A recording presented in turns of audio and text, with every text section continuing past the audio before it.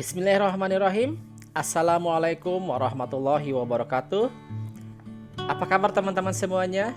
Mudah-mudahan kita semua dalam keadaan sehat walafiat, dan mudah-mudahan kita semua selalu ada dalam ridho dan maghfirah Allah Subhanahu wa Ta'ala. Kita bertemu kembali pada praktikum analisis data 3 yang insya Allah pada kesempatan ini yang akan kita bahas masih tetap di diagram kendali variabel, khususnya tentang diagram kendali rata-rata. Seperti yang teman-teman ketahui semuanya, bahwa diagram kendali merupakan suatu diagram atau grafik yang menjelaskan apakah proses produksi dalam situasi terkendali atau tidak secara statistik.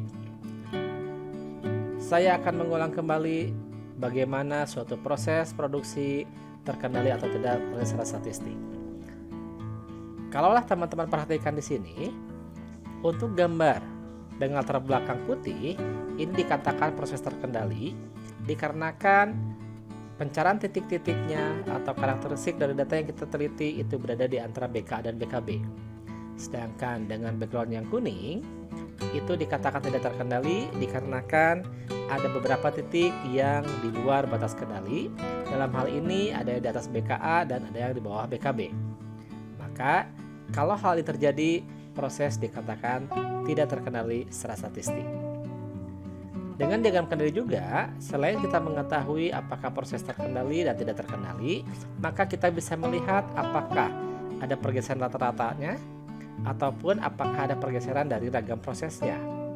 Ketika teman-teman berbicara mengenai diagram kendali rata-rata, maka teman-teman bisa menjelaskan apakah ada pergeseran rata-rata atau tidak. Sedangkan untuk pergeseran ragam proses, teman-teman bisa melihatnya dari diagram kendali rentang atau diagram kendali simpangan baku. Pada kesempatan ini, nanti kita akan mencoba bagaimana kita akan membuat diagram kendali baik untuk diagram kendali rata-rata ataupun diagram kendali dari ragam prosesnya.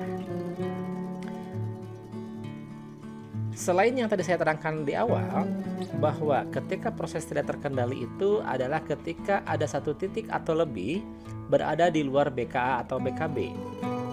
Namun, ada beberapa aturan juga yang mengatakan bahwa proses tidak terkendali. Yang pertama adalah apabila ada 7 titik atau lebih secara berurutan terletak pada belahan sisi yang sama dari diagram kendali, maka itu bisa dikatakan proses pun tidak terkendali. Namun demikian, untuk poin yang pertama, kita bisa mengujinya dengan menggunakan uji runtun, apakah nanti proses tersebut terkendali atau tidak. Yang kedua, ada 10 dari 11 titik yang terletak pada belahan sisi yang sama. Yang ketiga, ada 12 dari 14 titik terletak pada belahan sisi yang sama. Dan yang keempat, ada 14 dari 17 titik yang terletak pada belahan sisi yang sama.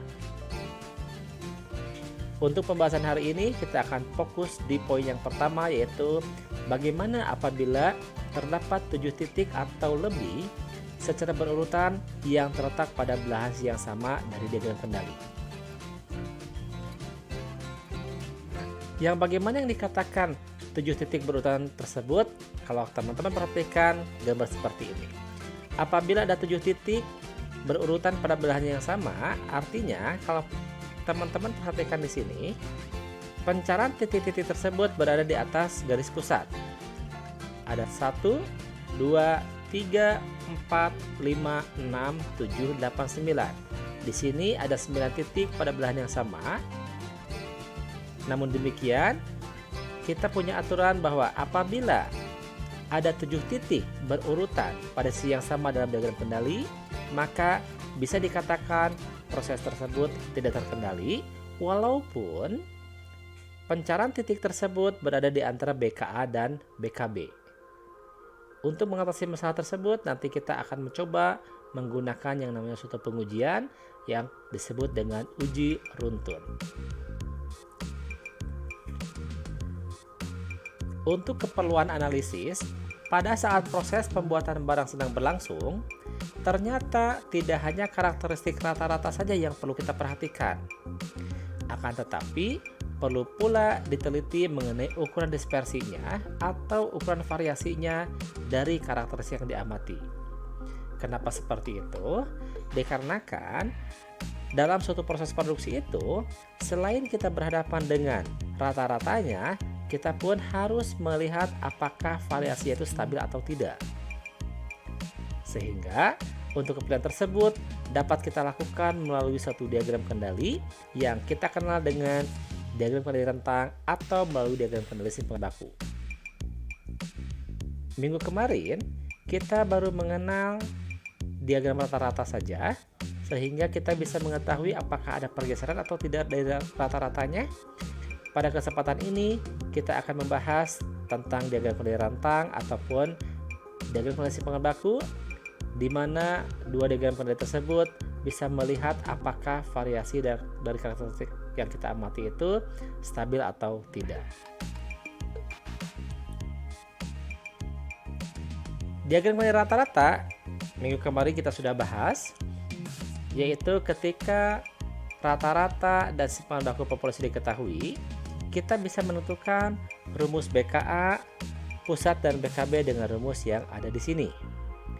Apabila nilai K sama dengan 3 atau peluang penerimaan proses sebesar 99,73%, maka K dibagi dengan akar N ini bisa kita ganti dengan nilai A, di mana nilai A ini teman-teman bisa lihat di dalam tabel pengali untuk diagram kendali rata-rata. Jadi nilai A ini nanti disesuaikan dengan banyaknya subgrup atau banyaknya sampel tiap pengambilan. Namun, pada prakteknya nilai rata-rata populasi dan juga simpangan baku populasi itu jarang diketahui. Namun demikian, teman-teman tidak usah khawatir, karena meskipun simpangan baku populasi dan juga rata-ratanya tidak diketahui, kita masih bisa tetap membuat diagram kendali rata-rata ataupun diagram kendali variasinya dengan cara kita perhatikan dari data sampel. Yang artinya apa? Yang artinya nanti nilai rata-rata dan simpangan bakunya itu kita taksir berdasarkan data sampel. Pada proses penarikan dapat dilakukan melalui dua metode penaksiran. Yang pertama yaitu dengan menggunakan diagram kendali melalui ukuran penyimpangan rentangnya, atau biasa kita sebut dengan diagram kendali rentang. Dan yang kedua, metode penaksiran batas kendali tersebut bisa kita ukur penyimpangannya melalui simpangan baku sampel, sehingga nanti bisa kita sebut dengan diagram kendali simpangan baku.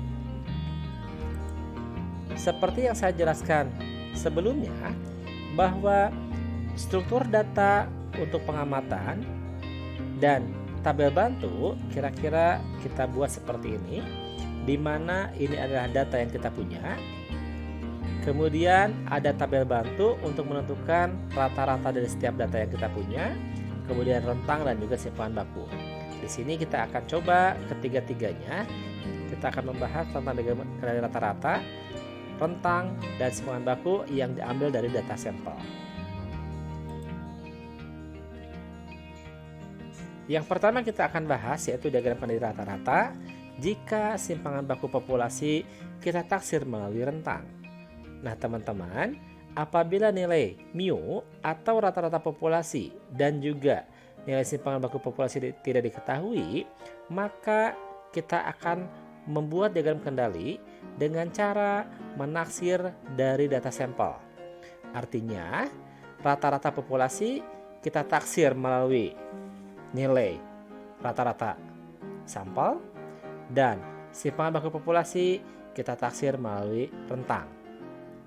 Di dalam modul itu sesuai dengan persamaan yang ke-2.5, di mana persamaannya bisa teman-teman perhatikan. Kita punya nilai BKA, pusat dan BKB dengan rumus X bar bar. Kenapa di sini dikatakan X bar bar? Artinya kita mempunyai data rata-rata untuk setiap baris dan juga kita rata-ratakan kembali sehingga kita double merata-ratakannya, sehingga saya sebut dengan X bar bar ditambah dengan 3/D2 dikali akar N di mana 3 ini menunjukkan K sama dengan 3, dalam artian peluang penerimaan prosesnya sebesar 99,73%. Dikalikan dengan R bar. R bar ini merupakan rata-rata dari rentang yang kita punya. Ketika K sama dengan 3 atau peluang penerimaan proses sebesar 99,73%, maka 3 per D2 dikali akar N tersebut dapat kita sederhanakan dengan nilai A2, di mana nilai A2 ini dapat kita lihat dari tabel faktor pengali untuk diagram kendali rata-rata. Dengan pusatnya X bar bar dan BKB-nya tinggal kita kurangkan. X bar bar dikurangi dengan A2 dikali dengan R bar. Jadi sekali lagi, nilai pengali A2 ini untuk berbagai variasi N dapat teman-teman peroleh dari tabel faktor pengali untuk pembentukan diagram kendali rata-rata. Nanti kita akan sama-sama bahas bagaimana menghitung secara manual dari data yang kita punya ketika berhadapan dengan diagram kendali rentang dari PKA-nya, pusatnya, dan BKB-nya. Yang kedua yaitu tentang diagram kendali rata-rata jika simpangan baku populasi ditaksir melalui simpangan baku sampel. Nilai rata-rata populasi kita taksir melalui rata-rata sampel, dan nilai simpangan baku populasi kita taksir melalui simpangan baku sampel. Itu sesuai dengan persamaan 27 yang ada di modul teman-teman semuanya. Rumus yang kita bisa lihat untuk menentukan BKA, pusat, dan BKB yaitu kita menggunakan X bar bar ditambah dengan K dibagi dengan C2 dikali akar N, kemudian dikalikan dengan S bar. Sama seperti diagram kendali rentang, apabila kita mempunyai K sama dengan 3, maka bisa kita sederhanakan menggunakan rumus X bar bar ditambah dengan A3 dikalikan dengan S bar, di mana A3 ini kita bisa melihatnya dari tabel faktor pengali untuk pembentukan diagram kendali rata-rata. Pusatnya adalah X bar bar dan BKB-nya adalah X bar bar dikurangi dengan A3 dikalikan dengan S bar. Nanti kita akan sama-sama menentukan berapa BKA, pusat, dan BKB untuk diagram kendali simpangan baku juga. Sebagai contoh, teman-teman tetap perhatikan soal latihan 1 di halaman 12 yang sudah teman-teman buat diagram kendali rata-ratanya. Di situ ada 25 sampel yang kita teliti dari suatu perusahaan botol dengan menguji kekuatan meledak botol minuman ringan, dan masing-masing terdiri dari 5 kali pengamatan. Di sini yang kita ketahui hanya nilai N sama dengan 5. Berdasarkan informasi sebelumnya bahwa apabila kita menginginkan peluang penerimaan prosesnya sebesar 99,73%, maka kita gunakan K sama dengan 3. Sehingga nanti teman-teman semuanya dapat membuat diagram kendali rata-rata dan juga variasinya atau dispersinya dari data yang kita punya. Pertanyaannya adalah, apabila diasumsikan bahwa proses tersebut berdistribusi normal, teman-teman silahkan lakukan analisis melalui diagram kendali rata-rata dan diagram kendali rentang atau simpangan bakunya, sehingga nanti teman-teman bisa melihat untuk rata-ratanya apakah ada pergeseran atau tidak, kemudian untuk variasinya stabil atau tidak. Bagaimana kesimpulan yang dapat dijelaskan dari hasil tersebut? Nanti kita sama-sama pada bagian yang kedua. Datanya saya sajikan di sini. Ini sama seperti yang teman-teman lakukan pada tugas yang pertama. Demikian materi yang dapat saya sampaikan. Mudah-mudahan ada manfaatnya. Billahi taufiq wal hidayah. Wassalamualaikum warahmatullahi wabarakatuh.